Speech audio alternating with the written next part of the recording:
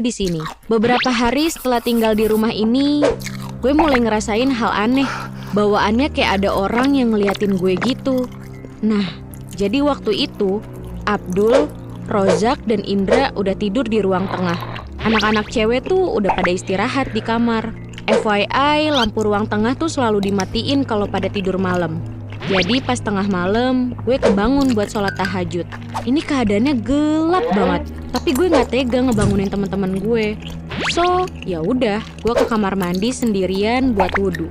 Terus pas balik dari kamar mandi, baru beberapa langkah ada sosok bayangan hitam, gede, yang nongol di hadapan gue. Badan gue nge-freeze, gue gemeter ketakutan. Gue coba nunduk sambil ngebatin. Ya Aurel, gede banget.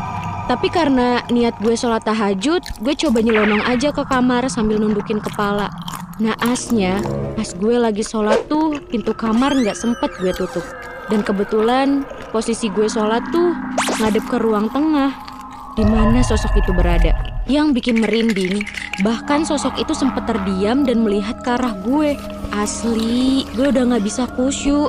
Dalam hati gue cuman pengen kelarin sholat cepet-cepet, terus tutup pintu kamar dan lanjut tidur. Gue ketakutan banget. Pagi harinya gue gak ceritain kejadian semalam ke teman-teman. Gue takut aja kalau cerita yang lain malah jadi panik dan gak kondusif. Asal kalian tahu ya, desa ini tuh sepi banget kalau udah maghrib. Jarang gitu kelihatan anak muda seumuran kita. Adanya paling bocil-bocil yang berangkat ngaji. Itu pun cuma sampai Isya. Habis itu mereka balik ke rumah masing-masing. Setelah kejadian mengerikan itu, gue udah gak pernah digangguin lagi.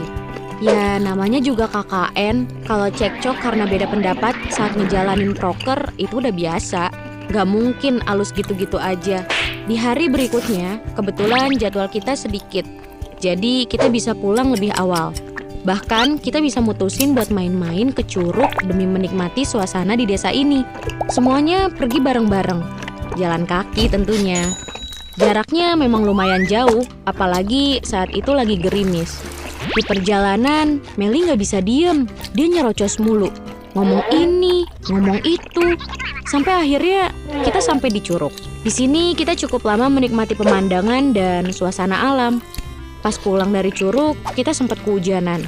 Makanya neduh dulu sebentar, baru deh sorenya sampai rumah. Malam pun tiba.